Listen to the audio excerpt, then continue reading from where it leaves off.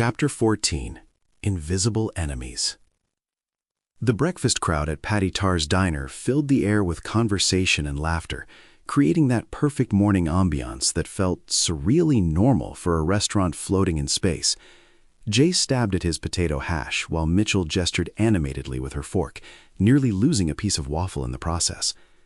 So then Joel comes flying through the zero-G section with this ridiculous thruster pack he modified, Mitchell said, eyes bright with enthusiasm.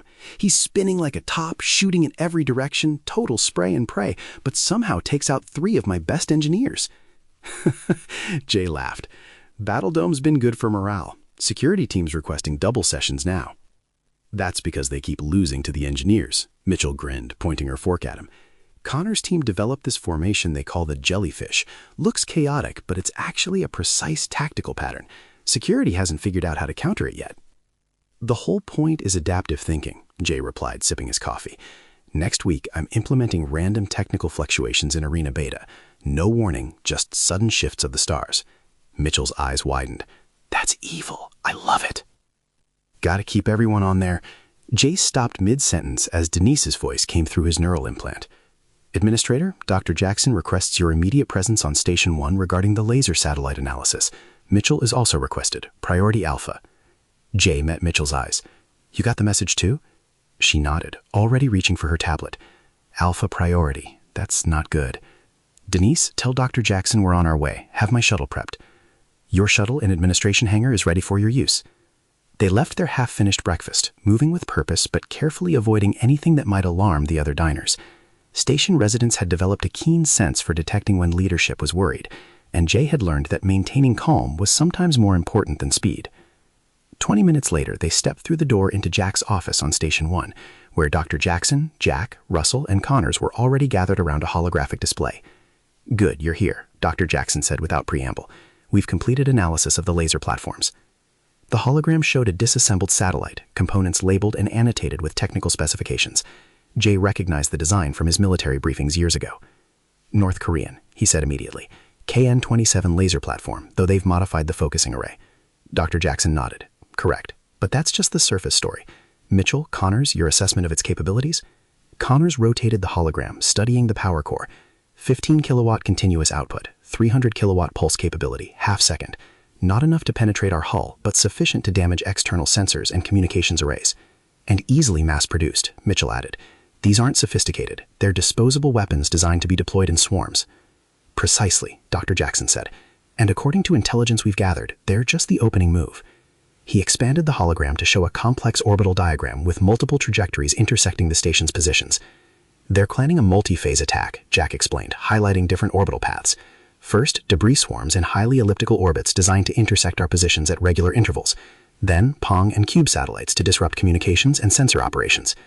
Russell pulled up a separate display showing media clips and documents. Simultaneously, they're preparing an extensive propaganda campaign. Deepfakes showing atrocities aboard our stations, fake news about disease outbreaks, allegations of weapons development. And on the ground? Jay asked. Staged accidents on and because of Future World, Dr. Jackson replied grimly. While their agents aboard both stations attempt to disrupt operations, create chaos, potentially sabotage critical systems. All while using diplomatic channels to pressure international bodies to act against us, Jack added.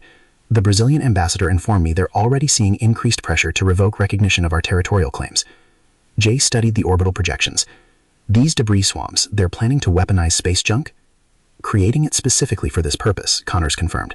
Small objects, maybe tennis ball sized at the largest, but at orbital velocities they could cause significant damage. Jack turned to Mitchell.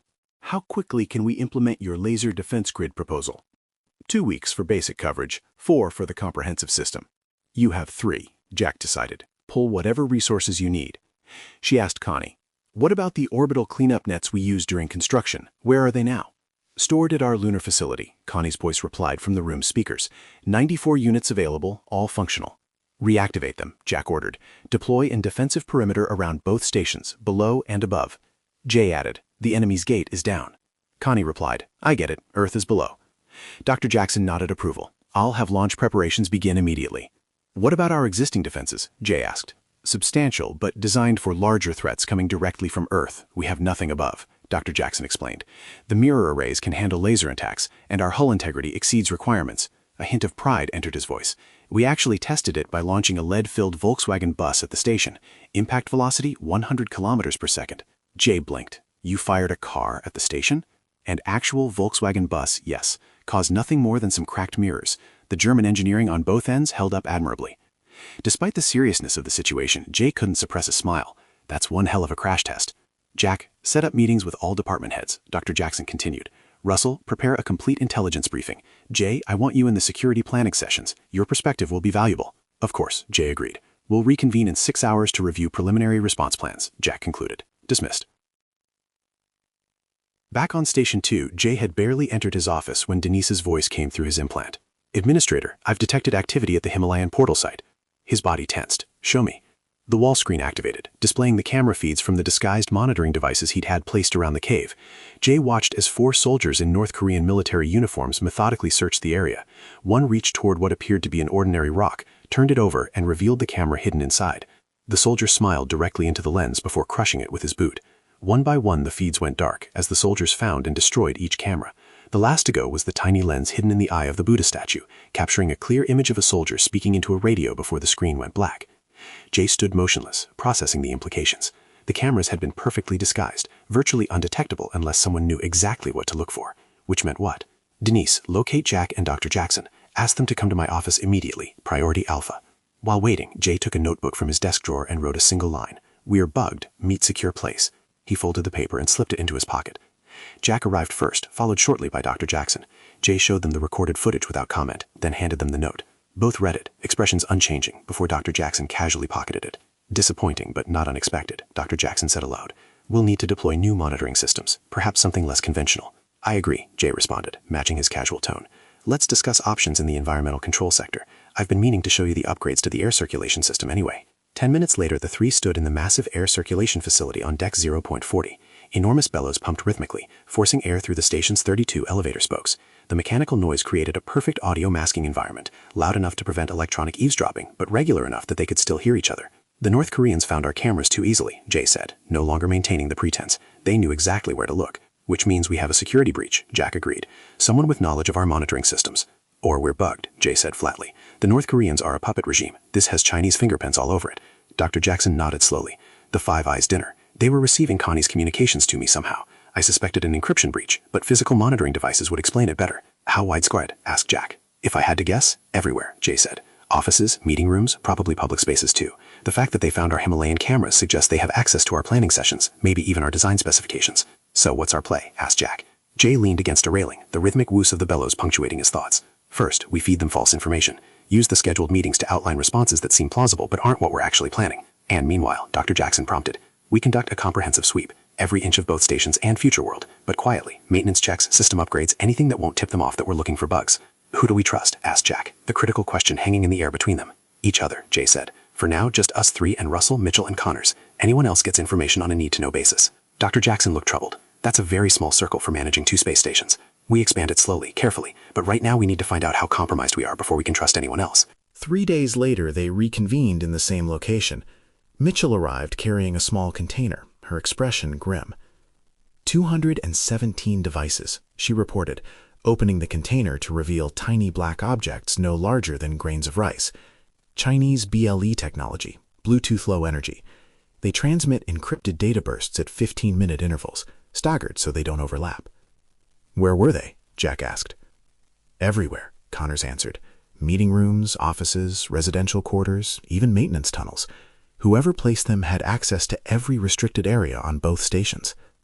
And Future World? Dr. Jackson asked. Another 143 devices, Mitchell confirmed, all identical design. Jay picked up one of the tiny bugs. How are they transmitting off-station? Our communications are monitored. They're not transmitting directly, Connors explained. They're sending to a relay somewhere on the stations, probably piggybacking on our own cell network. We haven't found it yet. So we're not just looking for bugs, Jay said. We're looking for people. Whoever planted these has to be on board. And they're still here, Jack added. These wouldn't have been placed all at once. Jay set the bug down carefully. There's something else. The North Korean threat, the laser platforms, the debris swarms, all of it. It feels like the big scary. The what? Mitchell asked. Military term. When you want to hide your real objective, You create a big, scary, obvious threat to focus attention on. Meanwhile, your actual operation proceeds unnoticed. Dr. Jackson's eyes narrowed. You think the North Korean aggression is a distraction? I think it's too obvious, Jay replied. Too comprehensive, too easily traced back to them. Real covert operations don't leave this kind of trail. So what's the actual threat? Jack asked. That's what we need to find out, Jay said. And it won't be easy. We need to maintain the illusion that we believe the North Korean threat is real, respond accordingly, while quietly looking for whatever they're really planning. Which could be anything, Connors pointed out. True, but now we know we're being watched, which gives us an advantage. Jay stood up straighter. We turn their surveillance against them, feed them information that makes them think their distraction is working. Meanwhile, we start our own counterintelligence operation. Looking for what, exactly? Mitchell asked. Anomalies. Anything that doesn't fit the pattern. Personnel accessing systems they shouldn't need, unexplained power fluctuations, communications that don't make sense. That's going to be tedious, difficult work, Jack warned. And dangerous, Jay agreed. If they realize we're onto them, they might accelerate whatever they're planning. We need to be subtle, methodical, and absolutely discreet. Dr. Jackson considered this. I have resources that could help, people with the right skills who aren't currently on the stations. Bring them in, Jay decided, but carefully. We can't afford to spook whoever's behind this. As they prepared to leave, Jay held up one of the tiny bugs. These are sophisticated but not cutting edge. Whoever placed them wanted quantity over quality. They're listening to everything, which means they're still gathering intelligence. Which means they haven't started their real operation yet, Jack concluded. Exactly. We have time, not much, but some. Let's use it wisely. They departed one by one, returning to their official duties with the specter of invisible enemies now confirmed. As Jay left the circulation chamber, he found himself scanning every surface, every fixture, wondering what else was hidden in plain sight. The battle for the stations had begun, not with laser platforms or debris clouds, but with tiny electronic ears and unknown watchers. It was a different kind of warfare than what he'd trained for, but the stakes were just as high. Perhaps higher.